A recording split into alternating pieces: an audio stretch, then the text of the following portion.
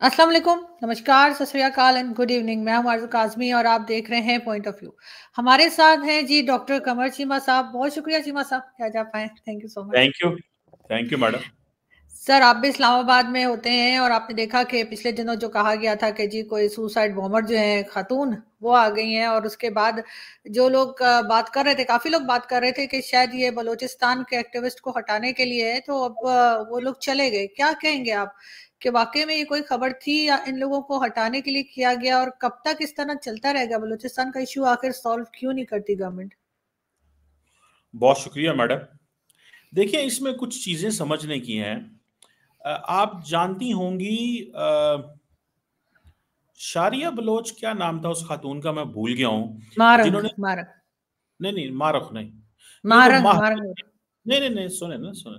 ये है महरंग बलोच जो इस्लामाबाद आई हुँ, थी। हुँ, इससे पहले कराची में, कराची यूनिवर्सिटी में कन्फ्यूशियस इंस्टीट्यूट, जिसमें चाइनीज जो प्रोफेसर्स और स्कॉलर्स काम करते थे, उनके ऊपर शारिया बलोच, आई थिंक उसका नाम था, मैं आई थिंक नाम भूल रहा हूँ, उन्होंने सुइसाइड हमला किया था। सो बेसिकली ये एक नई वेव है जिसमें जो बलूचिस्तान की जो खवातीन है, पर्टिकुलरली कॉन्फ्लिक्ट जोन की जो खवातीन है, उनके अंदर जो पढ़ी लिखी हैं, एजुकेटेड हैं, कोई अनपढ़ नहीं है, डॉक्टर हैं, अच्छे खानदानों से हैं, उन्होंने कुछ इस तरह किया कि उन्होंने हमले करने शुरू कर दिए चाइनीज पे, फौज पे, इस तरह चीजों पे। तो ये जो महरंग बलोच का वाक्य है जो यहाँ पे आई हुई थी, मेरा ख्याल है महरंग बलोच हो या कोई भी हो, हर एक को हक है प्रोटेस्ट करने का। लेकिन दो तीन चीजें बड़ी इंपॉर्टेंट हैं जिसको मैं कोट करना चाहता हूं। एक तो प्राइम मिनिस्टर काकड़ ने लाहौर में स्टूडेंट से खिताब करते हुए कहा कि ये जो बलोचिस्तान के लोग हैं, जो बलोचिस्तान में आए रोज पंजाबियों को मारते हैं या फौज पे हमला करते हैं, तो उन्होंने कहा कि पंजाबियों को और कुछ लोगों को मारना इनकी नज़र में जायज़ है। वो कहते हैं इनको मारा करें, कोई फर्क नहीं पड़ता इस चीज़ से। एक तो ये प्राइम मिनिस्टर काकड़ ने कहा। दूसरी इंपॉर्टेंट चीज़ ये है कि महरंग बलोच ने, जब पाकिस्तान ने सर्जिकल जो स्ट्राइक की, एयर स्ट्राइक की उधर ईरान में, तो ईरानियों ने कहा कि ये जो मारे गए हैं वो नॉन ईरानी हैं, और महरंग बलोच ने कहा जो मारे गए हैं वो हमारे ही लगते हैं और उनके लवाहिकीन इस धरने में बैठे हुए हैं। इस चीजों को लेकर के इंटेलिजेंस रिपोर्ट पे चीजें आई कि शायद इधर धरने में कुछ बैठे हुए लोगों का वहां पे ईरान में कांटेक्ट है, क्योंकि इन्होंने खुद कहा है कि ये जो लोग बैठे हैं ये लवाहिकीन है। तो प्रोबेबिलिटी है कि इनमें से कोई बंदा शायद उठ के कोई किसी पे हमला ना कर दे। सो दैट वाज बेसिकली, मेरी नजर में ये कॉन्टेक्स्ट है। लेकिन अगर ये कहा जाए कि बलूचिस्तान की वो लोग जो कॉन्फ्लिक्ट एरिया में हैं, वहां पे लोगों ने फौज पे, चाइनीज पे, फॉरेनर्स पे, आम सिविलियन पे हमले नहीं किए, तो वो गलत है। उनके साथ जो ज्यादतियां हो रही हैं, जो कुछ हो रहा है, वो अपनी जगह पे है, और मैं समझता हूँ रियासत को उसका दावा करना चाहिए। किसी को कोई हक नहीं है कि आप किसी को उठा लें, किसी को मिसिंग पर्सन बनाएं, किसी के ऊपर एक्स्ट्रा जुडिशियल किलिंग करें। लेकिन इसके साथ साथ जिम्मेदारी है उन लोगों की भी, महरंग बलोच की भी जिम्मेदारी है। वो पढ़ी लिखी है, वो डॉक्टर हैं, शी इज रिप्रेजेंटिंग बलोचिस्तान की वुमेन खवातीन को। अब उनके ऊपर जो बात आई है, उन्होंने कहा जी कि ये किन की बात कर रही हैं, मिसिंग पर्सन की बात करती हैं, वो तो बलोचिस्तान के, ईरान के कैंपों में बैठे हुए हैं, और ईरानी अथॉरिटीज मानते हैं कि ये लोग जो मारे गए हैं वो ईरानी नहीं है। वो मानते हैं कि जो मारे गए हैं ये बलोचिस्तान से भागे हुए लोग थे, जो भी थे वो। महरंग बलोच ने भी माना कि वो जो मारे गए हैं वो हमारे लवाहिकीन थे। सो क्वेश्चन बड़ा क्लियर है, और देन इसको समझते हुए कि इसमें ऐसी कोई चीज थी, कई लोगों का वहां राब्ता था, तो शायद ये एक चीज हुई। अदरवाइज ऐसी कोई बात नहीं। मेरा ख्याल है कि जिस तरह हैंडल किया जाता है नॉर्मली, ट्रेडिशनल, जिस तरह पंजाब से जो धरने आते हैं और जिस तरह बलूचिस्तान से धरने आते हैं, उनको दो डिफरेंट अंदाज से हैंडल किया जाता है, एक बात। और दूसरा, जो बलूचिस्तान से लोग धरना करने आते हैं उनको भी इस चीज को समझना चाहिए कि वो ये ना कहें कि अगर आप पंजाबी को मारते हैं, फौजी को मारते हैं और आप कहते हैं ये जायज है, और अगर ईरान में दहशतगर्द मारे गए हैं तो कहें कि ये उनके लवाहिकीन यहाँ बैठे हुए हैं। कभी आप उन्हें मिसिंग पर्सन बना देते हैं, कभी आप उन्हें अपने रिश्तेदार बना देते हैं।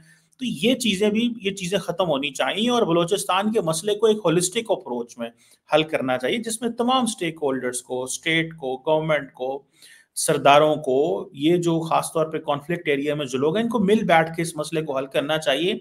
ना तो पहाड़ों पे जाके आप इस मसले को हल कर सकते हैं, ना सड़कों पे रह के हल कर सकते हैं, टेबल पे बैठ के रियासत मसले हल करती है। और मैं समझता हूँ कि वैसे ही होने चाहिए। और महारंग बलोच और बहुत सारे और जो बलोची हैं, और जो इवन प्राइम मिनिस्टर काका की तरह के जितने भी लोग स्टेक होल्डर्स हैं बलोचिस्तान को, they need to sit in a room to talk on this. जी बिल्कुल ऐसा ही है। लेकिन सर इलेक्शंस भी आने वाले हैं और कहा ये जा रहा है कि जी फरवरी में इलेक्शंस भी हैं। वैसे तो खैर बिल्कुल बलूचिस्तान का मसला हल होना चाहिए, बहुत टाइम हो गया है और अब हर तरफ इंटरनेशनल मीडिया भी इस चीज को उठा रहा है। लेकिन सर कई गवर्नमेंट्स जो पहले आई, मैं शुरू से बात नहीं कर रही 47 से, उसके बाद अभी जो लास्ट कुछ गवर्नमेंट्स गई, चाहे वो नवाज शरीफ की हो, चाहे बेनजीर भुट्टो की या इमरान खान की, ये लोग कभी भी इकोनॉमी पे काम नहीं कर पाए। इनका इस बात का फेलियर जो रहा है, उसकी क्या रीजन आपको लगती है कि कभी भी पाकिस्तान अपनी इकोनॉमी को संभाल नहीं सका, या कभी भी ऐसी जगह नहीं पहुंच सका जहां हमें आईएमएफ और दूसरी कंट्रीज के आगे कटोरे लेके नाक खड़ा होना पड़े? जाहिर है बेइज्जती तो होती है। देखिए जी, सिंपल सी बात है, आपके खर्चे ज्यादा हैं, आपकी आमदन कम है, इसमें तो कोई दो राय नहीं है। आप जितना पैसा पैदा करते हैं, ठीक है, जो आप सारी करते हैं, प्रोडक्शन करते हैं, जो आपकी एक्सपोर्ट है, जो आपका इंटरनल बिजनेस है, आप हम सारे इस्लामाबाद में, जो मैं इस्लामाबाद में रहता हूँ, आप भी रहती हैं, आपको इस चीज़ का पता है कि इस्लामाबाद के अंदर जो रेस्टोरेंट हैं, बाकी बिजनेस को छोड़ें, वो नहीं टैक्स देते हुकूमत को।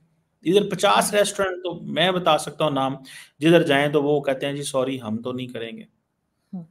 सो क्वेश्चन ये है कि जब हुकूमत को टैक्स ही नहीं देना, तो आईएमएफ के पास जाना है। और जब लीकेजेस होंगी, जब एफबीआर के लोग, सरकारी लोग चोरी करेंगे और जाके पूरा टैक्स नहीं लेंगे, तो फिर आप कब तक आप आईएमएफ के पास, तो आपको 100 साल तक जाना पड़ेगा। मैं नहीं जाती तौर पे समझता पाकिस्तान की सर्कुलेशन में कमी है, पैसे की सर्कुलेशन कम है, यहाँ पे लोग गरीब हैं। बड़ी अच्छी इकॉनमी है, जितनी पॉपुलेशन के हिसाब से ये $1 ट्रिलियन की इकॉनमी है। मैं इसको मानने को तैयार ही नहीं हूं कि ये $1 ट्रिलियन के नीचे से इकॉनमी है, लेकिन सारी की सारी अनडॉक्यूमेंटेड है। आप देखिए पाकिस्तान की डीजल की एक्सपोर्ट्स कम, इंपोर्ट्स कम है, क्यों? ईरान से तेल आ रहा है, तो क्यों मंगवाएं बाहर से तेल? उसके अगेंस्ट डॉलर देना पड़ेगा आपको, ठीक है। जब आपको डॉलर देना पड़ेगा, फॉरेन एक्सचेंज रिजर्व कम होंगे, तो ठीक है ईरान के साथ दो, हो सकता है वो पाकिस्तानी करेंसी में आ जाए। सो जिस तरह इंडिया जो है फॉर एग्जांपल, रुपए दे के, इंडियन रुपए दे के रशिया से तेल ले गया वो 40-45 अरब डॉलर का 1.5 साल में।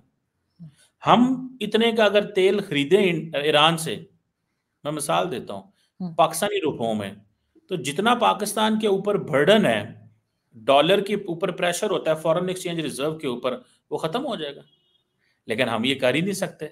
हम सारा, अगर इलीगल तरीके से होता है, इनफॉर्मल, उसका फिर नुकसान ये होता है कि हुकूमत टैक्सेशन नहीं कर सकती। एक बिजनेस एक्टिविटी हो रही है, लेकिन उसके ऊपर टैक्स कोई नहीं है, रेवेन्यू हुकूमत को नहीं मिलता। सो ये सारी की सारी जो गेम है, वो है ट्रस्ट पे। हुकूमत पे ट्रस्ट कोई नहीं करता, टैक्स कोई नहीं देता। जब टैक्स नहीं देता, इकोनॉमी डॉक्यूमेंटेड नहीं होती, चीज़ों का पता नहीं चलता, हुकूमत बारो कर करके तो गुजारे कर रही होती है। So that is where the fault is. लेकिन सर आम आदमी के पास से तो टैक्स वैसे ही कट जाता है, पूछा भी नहीं जाता है, और बैंक में जब पेमेंट आती है तो अपने आप ही गवर्नमेंट ले लेती है, छोड़ती तो नहीं है आम आदमी को। ये तो जो बड़ी बड़ी कंपनीज हैं या बड़े लोग हैं उनकी आप बात कर रहे हैं शायद, कि वो चोरी कर लेते होंगे, आम आदमी तो चोरी नहीं कर पाता। मैडम सारे चोरी करते हैं, जिसका तो जितना मेरा तो टैक्स कट जाता है सर फौरन ही। मैडम आपकी बात नहीं हो रही ना, आप कितनों में आती हैं या मैं कितनों में आता हूँ, हम्म। जनरल पब्लिक की बात हो रही है, ठीक है। हर बंदा जो है वो कब टैक्स देते? ये जो आपके घर के बाहर गली मोहल्ले में या जिस भी इलाके में हम जाते हैं, ये रेडी लगा के खड़े होते हैं लोग, वो टैक्स देते हैं, गवर्नमेंट की प्रॉपर्टी इस्तेमाल करते हैं, ठीक है। कोई बंदा कहता है कि मैं कंट्रीब्यूट करूं? कोई भी नहीं करता, कोई कोई भी नहीं करता कंट्रीब्यूट। मेन लोग नहीं करते जी, आप उनको छोड़े जिन्होंने दुकानें रखी हुई हैं, कारोबार कर रहे हैं। मैं आप दें F7 में मैडम, वो काबुल रेस्टोरेंट वाला है, अक्सर कभी दोस्तों के साथ खाने का इत्तेफाक हो वहां पे आप जाएं, वो आपको कच्ची पर्ची देते हैं, आप उधर पीओएस ट्रांजैक्शन नहीं कर सकते। मुझे ये बताएं, F7 इस्लामाबाद मरकज में बैठा हुआ बंदा है जो हार्ट ऑफ द इस्लामाबाद है, और वो बंदा पीओएस ट्रांजैक्शन, वो कहता है क्रेडिट कार्ड डेबिट कार्ड नहीं, सिर्फ मुझे कैश दो, सिर्फ कैश दो, और वो जो आपको बिल देगा उस पर कोई आपको टैक्स नहीं होगा। आप वैसे जाएंगे तो कैश पे आपको पता नहीं 15%, कार्ड पे पता नहीं 5% टैक्स पड़ता है, वैसे 15% पड़ता है या क्या है, मुझे पूरा अंदाजा नहीं है।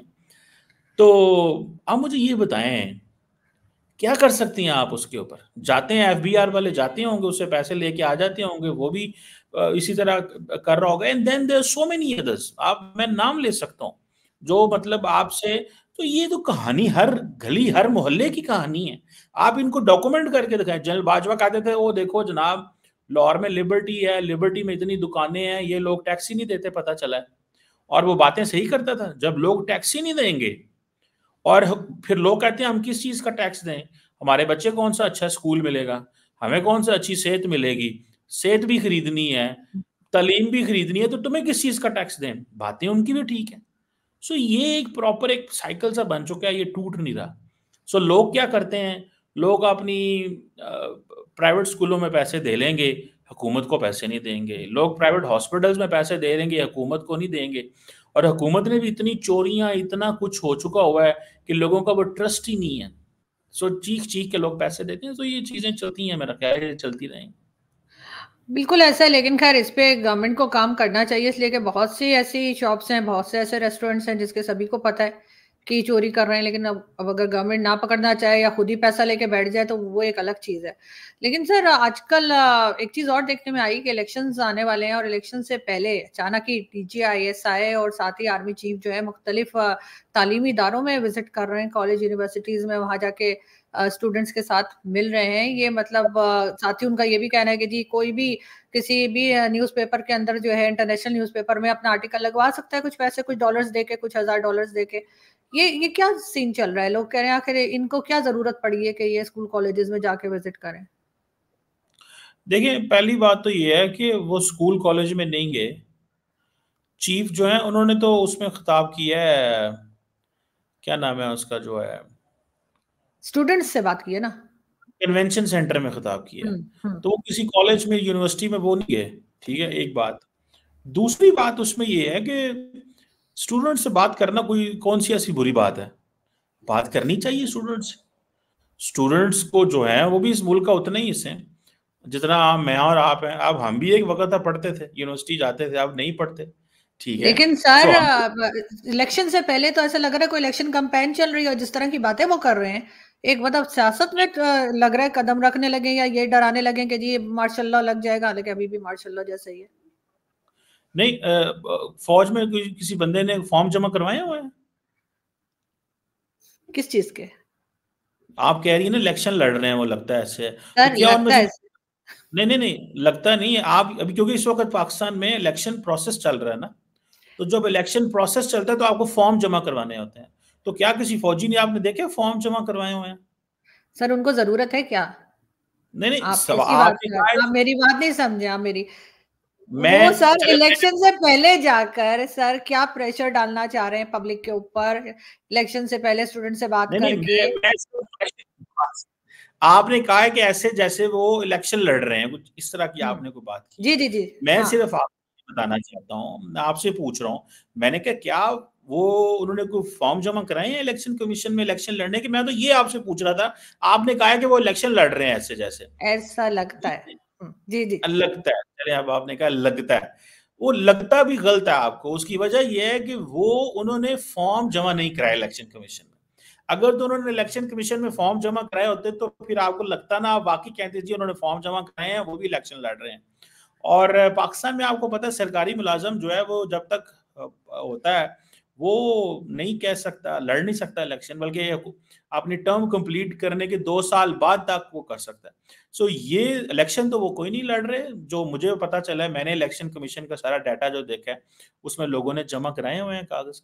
बाकी ही वो अपने हेड है अपने इंस्टीट्यूशन के, वो कोई बात कर रहे हैं तो उन्हें करने दें, आजादी है, डेमोक्रेसी है मैडम पाकिस्तान में। आपको क्या मसला है इस चीज में कि वो अगर बात कर रहे हैं कोई ऐसी वैसी, तो आप क्यों नाराज, क्यों खफा क्यों हैं आप फौज अपनी से? नहीं, नहीं सर, मैं खफा नहीं हूँ, मैं सिर्फ ये कह रही हूँ फौज को अपना काम करना चाहिए। इलेक्शन से पहले जाके अगर स्टूडेंट्स से मिलेंगे और जाके बातें करेंगे और कहेंगे कि जी कोई भी कुछ हजार दे के आर्टिकल लगवा सकता है, इमरान खान की तरफ उनका इशारा था, तो वो इसका मतलब है कि वो सियासत में इंटरफेयर कर रहे हैं, वो पॉलिटिक्स में इंटरफेयर कर रहे हैं, वो अपना काम नहीं कर रहे जो सिक्योरिटी उनका काम है। नहीं नहीं, मुझे ये बताएं ना, पहली बात तो यह कि फौज अपनी खिदमात दे रही है सिक्योरिटी के लिए, इलेक्शन कमीशन ने कहा है, ठीक है, एक बात। दूसरा इसमें ये है कि वो जलसे थोड़ी कर रहे हैं, वो किसी गवर्नमेंट की एक्टिविटी थी, हायर एजुकेशन कमीशन की। दरअसल लोगों को पता नहीं होता ना हुआ क्या है। हायर एजुकेशन कमीशन की एक एक्टिविटी थी, वहां पे उन्होंने स्टेक होल्डर्स को बुला लिया, वहां पे चीफ भी गए, वहां पे प्राइम मिनिस्टर भी थे, वहां पे उन्होंने बात कर ली। इसमें कोई बहुत बड़ी मेरा ख्याल है रॉकेट साइंस नहीं है। और रही बात इकोनॉमिस्ट की कि जी वो उन्होंने किया है, तो ये पैसा कहाँ नहीं चलता मैडम। अमेरिका के अंदर आजकल कंपेन हो रही है ना, ठीक है, डोनाल्ड ट्रंप, और देखें वहां पे 5-5, 7-7 अरब डॉलर लगा देते हैं इलेक्शन लड़ने में, और वो पैसा कहाँ जाता है? भारत के अंदर प्राइम मिनिस्टर मोदी साहब जो हैं, आपको पता है कितना पैसा उन्होंने अपनी इमेज बिल्डिंग के लिए 2019 में दिया था? नवाज शरीफ, इमरान खान, आसफ जरदारी, बिलावल भुट्टो जरदारी पाकिस्तान के मीडिया को कितना पैसा दे रहे हैं टाइम खरीदने के लिए, चीजें कराने के लिए। तो ये तो पूरी दुनिया में एक्सरसाइज होती है, ये तो कोई नॉर्मल बात ही नहीं है। मुझे बताएं दुनिया का कोई पॉलिटिशियन, कोई बंदा लिखने वाला जो सिस्टम को इन्फ्लुएंस ना कर सकता हो, कोई एक जगह बता दें। क्या पॉलिटिशियन नहीं करते? इमरान खान को छोड़ें, उसने 5 लाख हजार डॉलर दिया या नहीं दिया। क्वेश्चन ये है कि डोनाल्ड ट्रंप हो, जो बाइडेन हो, नरेंद्र मोदी हो, प्राइम मिनिस्टर इमरान खान हो, नवाज शरीफ हो, आसफ जरदारी या बिलावल भुट्टो हो, क्या वो करोड़ों रुपए दे के टीवी से टाइम खरीदते हैं कि नहीं खरीदते? या अखबारों में अपनी मर्जी की पब्लिसिटी करवाते हैं कि नहीं करवाते? या अखबारों को टाइम दे के उनसे वो सारी स्पेस खरीदते हैं कि नहीं खरीदते? खरीदते हैं। ये कौन सी ऐसी बात है? बिल्कुल सही कहा उन्होंने, खरीदते हैं लोग। मैं आपको मिसालें दे रहा हूं, आप जाके जस्ट सिर्फ गूगल करेंगे प्राइम मिनिस्टर मोदी की इमेज बिल्डिंग पे 2019 में कितना पैसा लगा, कितना बीजेपी ने लगाया उनको प्रमोट करने के लिए, बिकॉज वो इज एन आइकॉन है ना, वो अपनी पार्टी के आइकॉन है, उन्होंने डिलीवर किया 10 साल, इज अ सक्सेस स्टोरी। लेकिन फिर वो पैसा लगा रहे हैं। आप जाके उस पर गूगल करें, आपको सारी खबर आ जाएगी, समझ आ जाएगी। सो जो इमरान खान ने किया है वो गलत थोड़े किया है, ठीक है, उसका भी हक नहीं है। सर, बात ये कि ठीक है इमरान खान ने किया होगा, लेकिन ये कि इस तरह की बात करना आर्मी चीफ का, उसके बाद ये कहना कि अगर स्टूडेंट्स ने ये पूछा कि जी क्या दोबारा से क्या फौज आ सकती है इक्तिदार में, तो उनका कहना था हाँ जी, अगर हमें लगा कि नहीं चलाया जा रहा इनसे तो हम आ भी सकते हैं। मतलब ये क्या बात हुई? अपने काम के अलावा हर जगह पे फौज जो है वो जा रही है। नदीम अंजुम साहब भी जो है वो भी स्टूडेंट्स से मिल रहे हैं, वो भी इसी तरह की स्टेटमेंट्स उनकी चल रही है। तो ये अचानक इलेक्शन से पहले इनको क्यों ख्याल आ रहा है कि भाई उन्होंने ये कहा है कि अगर हमें लगा, ठीक है, तो हम आ सकते हैं, इनसे निजाम नहीं चल रहा, दिस इज हाउ इट हाँ वर्क, हाँ। ठीक है। उन्होंने ये बात नहीं की, ठीक है, अगर कहीं की है, मैंने भी आज का सारा मीडिया देखा है, तो अब तक मैं आपको बता चुका, मैं बताता हूं कि अगर उन्होंने ऐसी बात की होती, ठीक है, and they understand what to say and what not to say, they are just, he was raising, लोगों को ये कह रहे थे कि आप उसको वोट दें जो मुल्क के मफाद में है। एक बात उन्होंने ये बात की, आप उसको वोट दें अगर फॉर एग्जांपल एक पॉलिटिशियन डिलीवर नहीं कर पा रहा, ठीक है, तो उन्होंने शायद ये मैंने सुना है कहीं पढ़ते हुए कि आपका मैकेनिज्म होना चाहिए इंटरनल अकाउंटेबिलिटी का, ठीक है। देन ये भी मेरा ख्याल है, मैंने सुना है कहीं पे कि उन्होंने ये कहा है कि जब इंडिया के अंदर वो आई थिंक वोट ऑफ, पता नहीं कहाँ कहाँ की मिसालें दी कि वोट ऑफ नो कॉन्फिडेंस आ जाते हैं, जब अगर आपके मुल्क में वोट ऑफ नो कॉन्फिडेंस आ गया है तो पॉलिटिशियन को हौसला करना चाहिए, ना कि अफरा तफरी फैला दें। This is what he said, and that's what I think, that's a genuine question, saying कि जी अगर किसी पॉलिटिशियन के खिलाफ वोट ऑफ नो कॉन्फिडेंस आ गया है तो देन आप उसको बर्दाश्त करें, उसका मुकाबला करें, ना कि आप मुल्क में अफरा तफरी बचा दें क्योंकि आप कहते हैं जी कि मैं पावर में नहीं हूं। सो ये बात तो मैं और आप भी करते रहे कई दफा कि जी इमरान खान साहब जो हैं वो, उनको चाहिए था कि अगर उनके खिलाफ वोट ऑफ नो कॉन्फिडेंस आ गया है तो उसको बर्दाश्त करते, ऑपोजिशन में बैठ जाते, यही हम बातें करते रहे ना। This is what he said, he didn't say anything unconstitutional. मैं तो जाती तौर पे ये समझता हूँ, बाकी I think everything in Pakistan is politicised, ठीक है। So students, youth and then फिर मीडिया के हवाले से उन्होंने कहा ये विशिष्ट मीडिया। तो ये चीजें हैं कि प्रॉब्लम्स हैं, फेक न्यूज बहुत फैलती है। उन्होंने सोशल मीडिया पे भी ये सवाल उठाया है, उन्होंने उसकी भी बात की है। हमारे मीडिया में फेक न्यूज बहुत है, हम फिर प्रॉपर तरीके से रिपोर्टिंग नहीं करते, हम प्रॉपर तरीके से कोट नहीं करते, हम प्रॉपर तरीके से बात कन्वे नहीं करते। सो एक बंदे से दूसरे, चौथे, छठे, अब जिस बंदे की क्रेडिबिलिटी ज्यादा है, अगर उसने कोई बात कर दी है, फॉर एग्जाम्पल आपको पता है इमरान खान साहब जो थे, उनकी क्रेडिबिलिटी थी, बेशक उन्होंने डिलीवर किया या नहीं किया, आपको इन चीजों का पता है, आप बहुत उनको कवर करती है, मैं भी कवर करता रहा हूँ, लेकिन अगर उन्होंने कुछ बोल दिया, वो सच है या झूठ है, तो फिर आपको बहुत कुछ करना पड़ेगा, लेकिन वो झूठी खबर सच्ची नहीं हो सकती, because man is known as credible. So वो मीडिया में, तो आई थिंक ये चीजें उन्होंने कही हैं, और ये कोई बुरी बात नहीं है। मीडिया में आप कभी इमरान खान को ये सुनते हुए नहीं देखेंगी, या आपने कभी उन्हें सुना नहीं होगा वो ये कहते हो कि फेक न्यूज जो है उस पर ध्यान दें, क्योंकि उनको पता था हम तो क्रिएटर हैं फेक न्यूज के, तो हमने लोगों को कन्विंस करना शुरू कर दिया कि फेक न्यूज का ध्यान खैर दें। वो तो सर हर पॉलिटिकल पार्टी करती है, सिर्फ इमरान खान को हम क्यों टारगेट करें? नहीं, मैं जस्ट वन, उसकी वजह ये है, मैं जाती तौर पे समझता हूं कि इमरान खान और उनकी जो पार्टी है वो सबसे ज्यादा फेक न्यूज बनाते हैं, और उनके प्रॉपर सेल्स मौजूद हैं। इस बात से आप भी शायद एग्री करेंगे। बाकी जो पॉलिटिकल पार्टीज हैं उनके सेल्स जरूर मौजूद हैं, वो भी झूठ बोलती हैं जैसे बाकी पॉलिटिशियन करते हैं, लेकिन ऑर्गेनाइज्ड कैंपेन्स करना, ऑर्गेनाइज्ड विशियस कैंपेन्स करना, जिससे उनको पॉलिटिकल एडवांटेज हो, वो बाकियों से बहुत ज्यादा बेहतर करते हैं और बड़े पैमाने पे करते हैं। ये उनमें और बाकियों में डिफरेंस है। I think we all agree this in Pakistan. बिल्कुल नहीं, खैर इमरान खान का सोशल मीडिया काफ़ी स्ट्रॉन्ग है, जो बाकी पार्टीज़ का नहीं है। मगर सर लास्ट में हम बात करेंगे सऊदी अरब की। सऊदी अरब ने जो है वो एक जो उनकी तरफ से स्टेटमेंट आया है, क्या वहाँ पे जो है अल्कोहल भी मिला करेगी, लेकिन सिर्फ उन एम्बेसीज को जो नॉन मुस्लिम है। सर ये चीज़ तो पाकिस्तान में भी है, पाकिस्तान में भी जो जितनी ऐसी एम्बेसीज हैं जो इस्लामिक नहीं है, उनको इजाज़त है, वो ले सकते हैं। तो इतना हू-हा जो मची है, लेकिन ये कि सऊदी अरब बदल रहा है, तो क्या आपको लगता है कि पाकिस्तान में भी इस चीज़ को लीगल कर देना चाहिए? बहुत टैक्स मिलेगा सर इससे, लोग तो लेते हैं छुप-छुपा के। देखिए मैडम, ये तो मुनाफिकत है ना एक पाकिस्तान में। आप देखें ना कि लोग यहाँ पे, आपको पता है बड़ी शराब बिकती है इस्लामाबाद में, लाहौर में, कराची में, पूरे पाकिस्तान में, लेकिन लोग पीते हैं, सारे ही पीते हैं। जो हल्फ उठाते हैं, पार्लियामेंट में जाते हैं, वो भी पीते हैं, जो नहीं वो भी पीते हैं। वो जमशेद दस्ती ने एक दफा कहा नहीं था, उसने कहा पार्लियामेंट लॉजेस के बाहर जाके देखो, सारी शराब की बोतलें पड़ी होती हैं सुबह में, रात को। ये देखा ना, वीडियो भी चली थी उसकी, पता नहीं कोई एक, मुझे याद है, मिल जाएगी आपको गूगल करने से। बहरहाल, सो पॉइंट ये है कि जो सऊदी अरब कर रहे हैं ना, वो एक और कॉन्टेक्स्ट में कर रहे हैं, वो एक न्योम सिटी बना रहे हैं। उसमें जारी बात है लोगों ने आना है, वो उसको सऊदी अरब, दुबई, कतर, अबू धाबी की पैरेलल एक प्लेस बनाना चाहते हैं।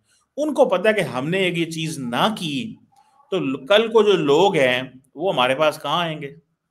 सो वो एक ऐसी स्पेस क्रिएट करना चाह रहे हैं अपने मुल्क के अंदर, जो कि मैं समझता हूँ हर मुल्क को राइट है, वो जो मर्जी फैसला करें, लेकिन ये मुनाफिकत खत्म होनी चाहिए कि एक तरफ बैन भी की हुई है, झूठ भी बोल रहे हैं, पी भी रहे हैं, बेच भी रहे हैं, और इल्जाम किस पे है जी? हिंदुओं पे और ईसाइयों पे जी, वो इंपोर्ट करते हैं, हम तो इंपोर्ट ही नहीं करते, लाइसेंस उनके नाम है, पीछे सारे मुसलमान होते हैं। कितनी बेशर्मी और झूठ और मुनाफिकत की मैं समझता हूँ आला मिसाल मैडम दुनिया में नहीं मिलती, कि हमारे लोग आगे ईसाई और हिंदू और सिख रखे होंगे, पता नहीं कौन कौन किस किस को रखा होगा, पारसी रखे होंगे, जिनसे ये काम करवाते हैं।